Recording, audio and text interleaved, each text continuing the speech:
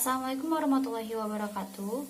Di sini kelompok kami akan sedikit menjelaskan tentang pengenalan sistem operasi.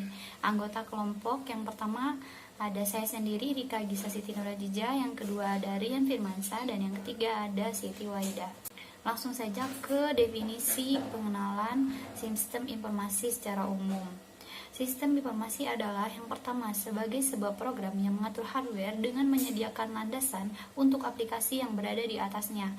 Yang kedua, bertindak sebagai penghubung antara user dengan hardware. Yang ketiga, bertugas untuk mengendalikan dan mengkoordinasi pengguna hardware untuk berbagai program aplikasi bagi bermacam-macam user.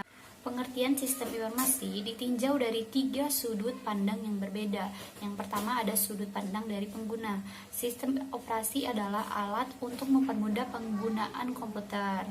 Nah, sebaliknya dalam lingkungan multi-user, sistem operasi dapat dipandang sebagai alat untuk memaksimal penggunaan sumber daya komputer.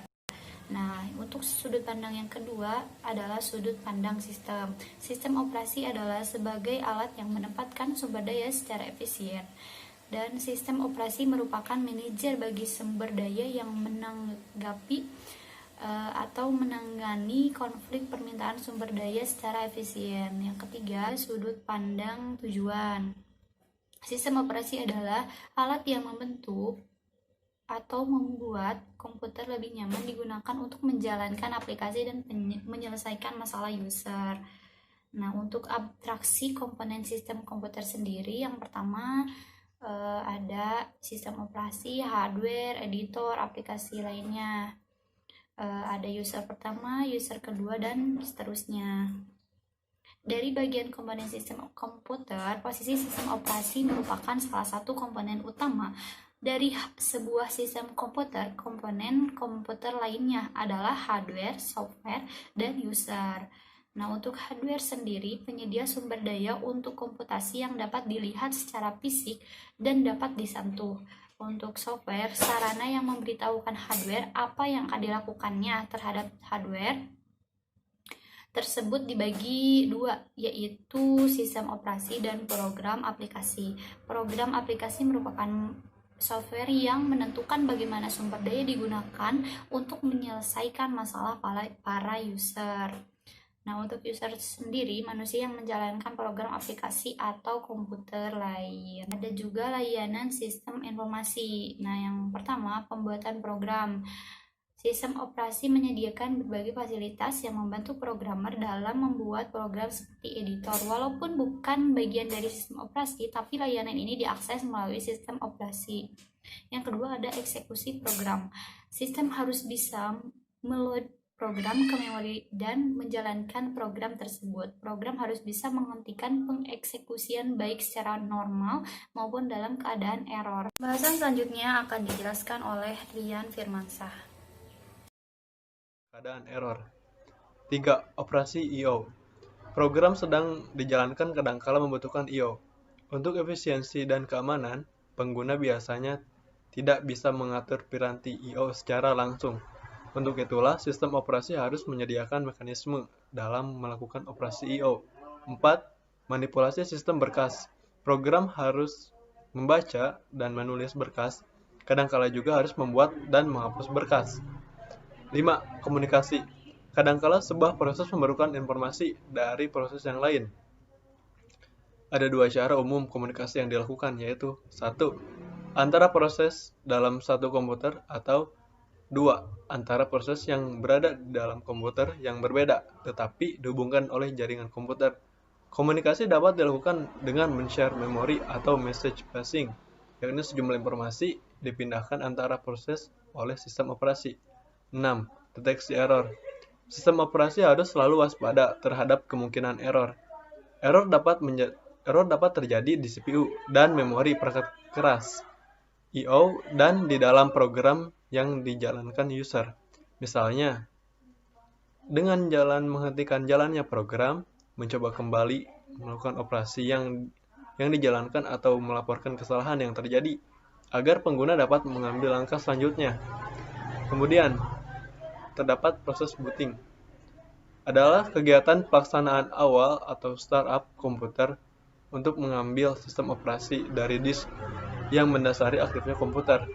Proses booting dapat dilakukan dengan dua cara. Pertama, menghidupkan komputer dari power off menjadi power on.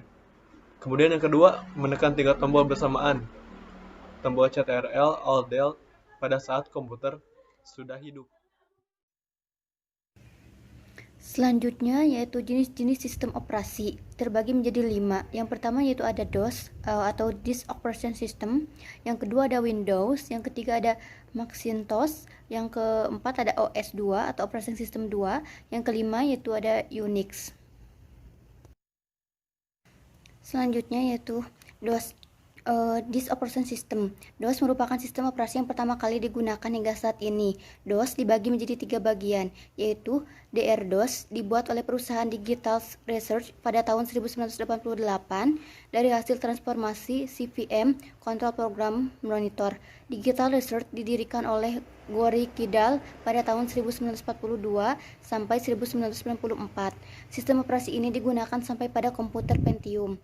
Yang kedua yaitu ada PC-DOS, dirancang dan dibuat oleh perusahaan Microsoft Corp. Namun, dengan dikeluarkannya sistem operasi Windows, sistem operasi ini sudah jarang atau tidak digunakan lagi saat ini. Yang ketiga yaitu MS-DOS, dirancang dan dibuat oleh perusahaan Microsoft Corp. Sistem operasi ini digunakan hingga saat ini dan terus dikembangkan versinya sesuai kebutuhan. Yang kedua itu ada Windows. Windows dirancang oleh Microsoft Corp.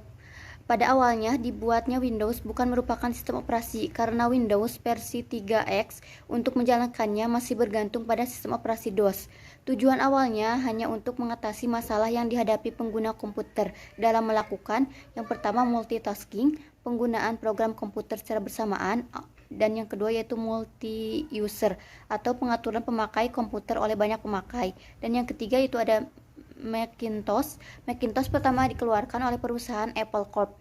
Berbeda dengan sistem operasi yang lain, sistem ini hanya ditujukan untuk komputer berbasis grafis dengan istilah GUI, Graphical User Interface. Penggunaannya sangat spesifik karena tidak dapat digunakan pada komputer atau PC, tetapi hanya dapat digunakan pada komputer Macintosh saja, karena pada komputer Macintosh tidak dikenal adanya extension X-File seperti pada sistem operasi DOS dan Windows.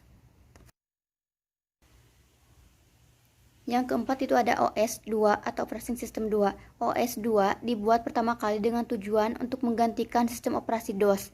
Namun, sistem ini jarang digunakan karena harganya lebih mahal dan pengembangannya lebih lambat bila dibandingkan dengan DOS. Selanjutnya yaitu yang kelima Unix. Unix pertama kali digunakan oleh komputer mini dan mainframe, tetapi kini sudah dapat digunakan oleh komputer mikro. Unix diciptakan oleh ahli riset Bell Laboratories dari Amerika. Unix tetapi kurang diminati oleh pengguna komputer mikro karena sulitnya menyatukan standar sistem. Unix juga perkembangannya tidak sepesat DOS, namun kini Unix telah mengeluarkan versi terbarunya dengan nama Linux untuk mempromosikan dan memperkenalkan sistem operasi Linux pada masyarakat. Para perusahaan pembuatnya memasarkan secara gratis. Sekian pembahasan pengenalan sistem informasi dari kelompok kami. Mohon maaf jika banyak kekurangan. Wassalamualaikum warahmatullahi wabarakatuh.